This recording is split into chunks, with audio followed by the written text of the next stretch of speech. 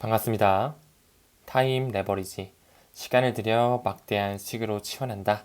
또 새로운 한 주가 밝았습니다. 이제 11월도 마지막 주가 밝았죠? 이번 주도 잘 마무리했으면 좋겠고요. 오늘 하루 월요일도 힘차게 시작하시길 바라겠습니다. 방송을 촬영하는 시점으로 업비트 창을 보게 되면 여러모로 큰 변동성은 보여주지 못하는 시점입니다. 하지만 이런 부분에 한번 눌림목이 왔다가 갈 수도 있겠고 바로 올라갈 수도 있겠지만 일단은 좀 물량을 소화하는 부분을 보여주고 있고요. 한번 조정이 올 수 있는 가능성 열어두자고 말씀을 드렸죠. 하지만 조정이 왔다고 해서 부정적으로 힘들어할 때가 아니라 이제 지금은 정말 그 반감기의 사이클, 역사적으로 반복되는 그 비트코인 반감기와 상승 사이클의 그 상관계수에 집중하면서 수량에 집중해야 될 때라고 말씀을 다시 한번 좀 드릴게요. 그런 의미에서 한 애널리스트가 이런 얘기를 하네요. 비트코인, 그런 암호화폐 시장, 이번 강세장에서 최대 약 1000%에 육박하게 960%까지 급등할 수 있다는 부분, 비트코인 12월 품을선 강세장 진입에 전망을 보인다라는 부분에 있어서 이번 강세장에 있어서 굉장히 큰 부를 축적할 수 있는 큰 기회로 와닿을 수 있지 않을까 생각을 합니다. 왜 그럴까요? 지금까지의 많은 반감기 사이클의 큰 상승장을 겪어봤지만 이번 2024년의 반감기에 이어서 2024년 말과 2025년 말 이번에 오는 그 강세장에 있어서는 금융의 판이 바뀌는 그 경제적인 부분에서 실물 경제에서 이제 슬슬 디지털 경제로 가는 완전한 마이그레이션이 끝이 나는 시기가 오기 때문에 굉장히 큰 소용돌이가 불어올 수 있다는 부분에 우리는 반드시 수량에 집중해서 그 꼬린 지점까지 끌고 가셔야 된다는 말씀을 좀 드리고 싶어요. 그런 부분에서 한 가지 공유 드리고 싶은 트위터를 가지고 왔거든요. 알트코인 LTD님의 트위터인데요. 불확실한 미래에 주저앉은 대한민국 청년들에게 저도 똑같은 말을 좀 전달드리고 싶네요. 특히 암호화폐와 블록체인에 공부할 때가 아닐까 이런 생각을 좀 전달드리고 싶고 적극적으로 투자해야 살아남을 것이다. 이제 슬슬 실물 경제 파이는 축소되고 디지털 경제로 그 기득권들도 이제 슬슬 돈의 이동을 하고 있다라는 부분 여러분도 잘 느끼고 계실 거라 생각합니다. 그렇지 않으면 대한민국의 미래는 없을 것이다. 그 예란으로 하나 기사를 보여드릴까요? 암호화폐 이런 기회, 내년 4월에 있는 반감기 사이클 뿐만 아니라 이제 슬슬 디지털 세계로 디지털 경제로 가고 있는 이 시기에 대학 학위보다 중요했다라고 말씀드릴 수도 있겠네요. 바로 암호화폐의 기회가 그 블록체인과 AI 4차 산업혁명의 기회가 말입니다. 그 부분에 있어서 우리는 남의 얘기를 들어서 투자할 게 아니라 본인이 공부를 해서 그 확신을 가지고 지식을 수반하면서 확신을 통해서 꾸준하게 수량에 집중해 주셔야 된다. 다시 한번 좀 말씀드리고 싶어요. 우리가 공부할 때 어떤 부분에 집중을 해야 될까요? 이런 기사들에 집중을 해야 될까요? 사실 기사들보다도 그 기득권들, 그런 국제 기구들이 어떤 보고서와 어떤 프로젝트와 어떤 파트너십을 통해서 그들이 설계하는 미래가 어떤 미래인지에 우리는 초점을 맞출 필요가 있습니다. 여러분도 동의하시죠? 국제통화기금, 세계은행, 국제결제은행, 아시아개발은행, 아시아인프라투자개발은행 등등 여러 가지의 국제기구들이 어떤 논문들을, 어떤 프로젝트를 내놓느냐 이런 부분이 중요하겠죠. 이미 기사화로도 너무나 많이 나왔어요. 그럼 BIS, 국제결제은행과 리플이 손잡으면서 글로벌 결제 판도를 바꾸는 부분에 시스템을 같이 구축했다라고 말씀을 드렸죠.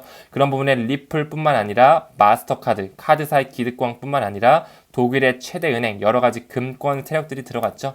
우리는 역시나 이런 기사를 볼 뿐만 아니라 공식 문서를 통해서 확실하게 확인을 해봐야 된다고 말씀을 드렸습니다. 이런 문서를 실질적으로 가져와서 어떤 기관들이 들어가 있는지 확인을 해봐야 된다고 말씀을 드렸죠. 여러 가지 금권 세력들과 각국의 중앙은행, 전 세계를 아우르는 그런 기득권 속에서 블록체인 회사는 단 하나가 나와 있었습니다. 바로 리플이라는 회사고요. 그 안에는 리플 네트워크가 기반으로 깔려 있고 바로 리플사가 XRP 레저에 굉장히 크게 기여했다라는 부분 플러스 알파로 리플사에서 나오는 토큰이 XRP라는 토큰인데 국경 간 결제에 있어서 스위프트 2.0망 구조에 있어서 XRP가 소각이 돼서 유틸리티가 그 어느 토큰보다 굉장히 세다라는 것 우리는 다시 한번 생각을 해볼 수 있었겠죠. 그런 부분의 일환으로 이제 슬슬 소문이 나오고 있네요. XRP 커뮤니티에서 이런 얘기가 나옵니다. 굉장히 빠른 시일 안에 리플 대 SEC의 그런 법적 공방전이 완료될 수 있다는 소문이 돌았다라고 하면서 두 명의 여자가 보이고 있네요. 바로 우리가 주목해야 될 사람은 미국의 현 재무부 장관이죠. 제닛 옐런. 제닛 옐런 같은 경우는 최근에 또 바이낸스를 건드리면서 창펑저울을 끌어내리면서 굉장히 큰 막강함을 보여줬었죠. 그런 부분에 있어서 우리는 이제 공부를 통해 알아야 됩니다. 제닛 옐런, 바로 미국의 유대인 파워피플 안에 들어간다라는 부분, 그는 또한 글렌 허친스의 손아귀에 있다라는 부분, 브루킹스 연구소 안에 있는 글렌 허친스 센터의 특별 연구원 출신이 바로 제닛 옐런, 연준의 전 의장이자 지금 현재 재무부 장관을 맡고 있죠. 그런 부분에 있어서 역시나 글렌 허친스와 디지털 커런시 그룹 연관성이 굉장히 있다라고 말씀을 드렸고, 그 글렌 허친스를 비롯한 디지털 커런시 그룹은 리플사의 포트폴리오로 큰 지분을 가지고 있다라는 부분, 반드시 우리가 염두에 둬야 되는 그런 사항입니다. 그 부분에 있어서 역시나 BIS 공식 문서에서 나오는 푸날리티 인터내셔널, 이제 은행끼리의 내부망 역시, 그 레포망이라고 불리는 내부망 역시 JPM 토큰 오닉스 네트워크를 사용하면서 슬슬 실물 경제가 아닌 디지털 경제로 가고 있다고 말씀을 드렸죠. 하지만 국경 간 결제에서 쓰이는 건 JPM 토큰이 아닌 바로 리플사의 XRP 토큰, XRP 레저 생태계 안에서 이루어진다라고 말씀을 드렸습니다. 이 푸날리티 역시 미국 재무부와 연관이 되어 있을 뿐만 아니라 리플과도 연관이 되어 있다라고 말씀을 드렸습니다. 그런 부분 굉장히 집중을 해 주셔야 된다. 다시 한번 좀 언급드리면서 우리는 확신을 통해 끝까지 가져가 주셔야 된다 말씀을 좀 드릴 수 있겠죠. 시간이 지나면 지남에 따라 디지털 세상이 도래하겠죠. 그러면서 애플페이 뿐만 아니라 구글페이 역시 암호화폐를 구매하는 시대가 머지 않았다라고 말씀을 드렸습니다. 지금 현재는 비록 과도기적인 부분에 있겠지만 내년에 있을 경기 침체가 지나고 이제 슬슬 ISO 2002 마이그레이션이 완료가 됐을 때는 완전한 CBDC의 세상, 암호화폐의 세상, NFT의 세상, 메타버스의 세상이 우리 앞으로 펼쳐진다라고 말씀을 드렸죠. 그런 부분에 있어서 애플의 애플페이가 인터레저 API를 과거에 출시했다는 부분, 하지만 그 인터레저 API 역시 그 리플사에서 나온 인터레저 프로토콜과 함께 가면서 그 인터레저 프로토콜 ILP라는 것은 이미 리플랩스에서 처음 소개한 개념이라는 부분, 그들이 만든 회사에서 나온 것이 바로 인터레저 프로토콜, 디스트리뷰트 레저 테크놀로지, 바로 분산 원장 기술, 그 두 가지의 기술을 큰 축으로 해서 미래 디지털 세계가 활성화가 된다라고 말씀을 드렸죠. 그뿐만 아니라 영국의 중앙은행은 이미 리플의 인터레저 프로토콜을 활용하면서 지급결제 시스템과 통합 실험을 완전히 성공했었습니다. 굉장히 최근 기사였고요. 그들은 과거부터 영국의 중앙은행 뱅크 오브 잉글랜드에서 리플의 개념을 증명하면서 인터레저 프로토콜 이미 여러 가지 PDF 논문을 통해서 미래의 세계에 적용하고 있었다. 역시나 핀테크 엑셀레이터 프루프 오브 컨셉에서도 리플사의 인터레저 프로토콜을 사용하고 있다는 부분, 이미 게임은 끝났다라고 다시 한번 좀 언급드릴 수 있겠죠. 그런 부분에 있어서 미래의 디지털 세상이 왔을 땐 리퀴디티 허브, 리플사의 XRP 레저에서 구현되는 이 리퀴디티 허브를 통해서 모든 코인이 결제되는 시장이 열릴 수밖에 없다라고 말씀을 드렸죠. 그런 부분에 있어서 슬슬 리플을 구매할 수 있는 애플페이 역시 완전히 활성화가 돼서 대중들에게 이제 애플페이라든지 구글페이로 암호화폐를 결제할 수 있는 세상이 곧 도래하게 될 것입니다.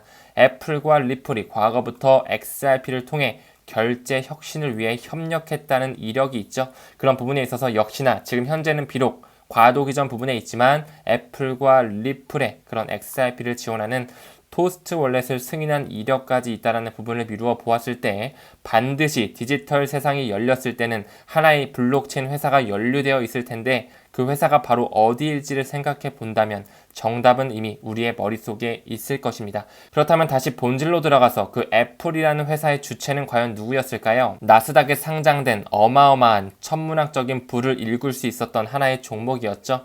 애플의 주주 현황을 봤을 때도 역시나 마찬가지로 뱅가드, 워렌 버핏이 이끌고 있는 버크셔 해서웨이, 블랙록, 스테이트 스트리트, 뱅가드로서 구성이 되어 있다는 부분에 있어서 이미 그들이 설계한 체스판 안에 애플과 아마존과 구글과 리플이 모두 다 한 통속으로 들어와 있다는 부분, 다시 한번 좀 언급드리고 넘어가겠습니다. 그런 부분에 있어서 이미 애플페이, 구글페이뿐만 아니라 과거부터 일본 시장과 굉장히 친하게 간다고 말씀을 드렸죠.